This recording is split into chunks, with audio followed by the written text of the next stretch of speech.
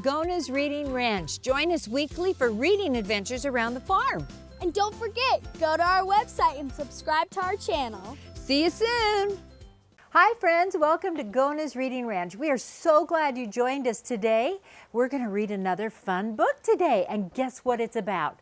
It's about a silly owl.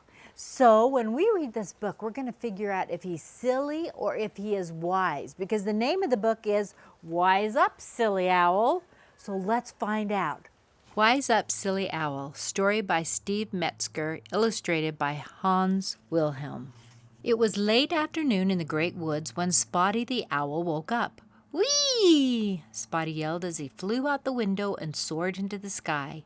He twirled around 10 times, landed on a tree, and did a bouncy dance. All at once he heard a familiar voice. "Spotty, it's time for your lesson." It was his father, the old wise owl. All at once he heard a familiar voice. "Spotty, it's time for your lesson." It was his father, the wise old owl. "I don't want to go home," Spotty thought, "but I guess I have to." He flew through the window and found his father waiting for him. "Let's begin," his father said. "Today's lesson will be birds of a feather flock together."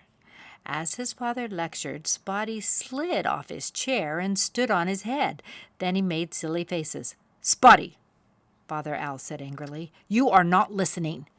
How are you going to become a wise owl and help the forest animals?" "But I don't want to be wise," Spotty answered. "I just want to be silly." His ancestors were horrified. Just then a blue jay flew in through the window with a note. Father Owl turned to Spotty. "Oh dear, I have to help your Aunt Evelyn fix her leaky roof. While I'm away, you're in charge." Spotty nodded. "Try to remember some of what I taught you," Father Owl said as he took off. "I should be back tomorrow. Goodbye." "This will be easy," Spotty thought. "I'll just pretend to be wise. Nobody will know I'm not." His ancestors, watching from the pictures on the wall, weren't so sure. There was a knock on the door. "Come in," Spotty called out. "Are you the wise old owl?" Susie Squirrel asked. "No, that's my father," Spotty responded. "He had to go away. How can I help you?" "I forgot where I buried my acorns," Susie began, "and it's almost winter." Spotty tried to look thoughtful. Then he sang, "Climb a tree, dance around, run and jump, look on the ground." "Now you may go," Spotty added. "Goodbye." Susie scurried off. After a few seconds, Spotty followed her to see what would happen. Susie did exactly as she was told. After dozens of acorns fell to the ground, she happily gathered them.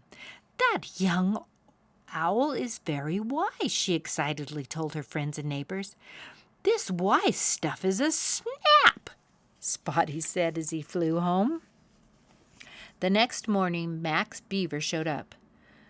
"Susie told me you gave her good advice," Max said. "I have a problem, too." "What is it?" Spotty asked. "Every time I build a dam, it falls apart," Max explained. "What should I do?" Spotty smiled wisely and sang, "Gather sticks, pile them tall, sit on top and have a ball." Again, Spotty followed to see what would happen. But this time Max's dam came apart and he fell into the water. Splash! "That young owl is not wise at all," he shouted. "I'm going to tell everyone." Spotty's wings dropped as he fell home and crawled into bed. "Oh, I really messed up," he said. Later that afternoon, Rosie Robin flew onto the windowsill and began chirping.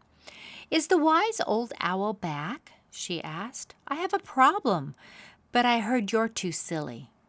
"I can be wise. I know I can," Spotty replied. "Give me a chance."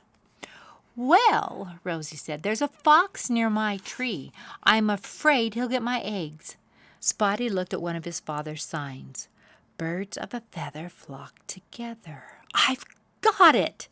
Then he sang, call your friends from far and near, they'll make that mean fox disappear. I don't think that will work, Rosie said, but I've got to try something. As she flew out the window, she yelled, help me! Help me! This time Spotty stayed home. He paced back and forth. I hope everything turns out okay. He looked up at his ancestors. They seemed a little nervous too. Dozens of Rosie's bird friends followed her home. The fox started to climb the tree. There he is, Rosie shouted. Dozens of Rosie's bird friends followed her home. The fox started to climb the tree. There he is, Rosie shouted. The birds flew toward the fox, screeching and pecking, terrified. The fox scampered away. We did it, one of the robins exclaimed. We got rid of the fox. Yes, Rosie said, thanks to Spotty's good advice. The robins flew from burrow to den, spreading the word about Spotty. A few minutes later, Spotty heard a commotion. He saw a large group of animals coming toward him. Uh-oh, he thought. Maybe they're mad at me. Hooray for Spotty, Rosie chirped. You saved the day. What? Spotty exclaimed.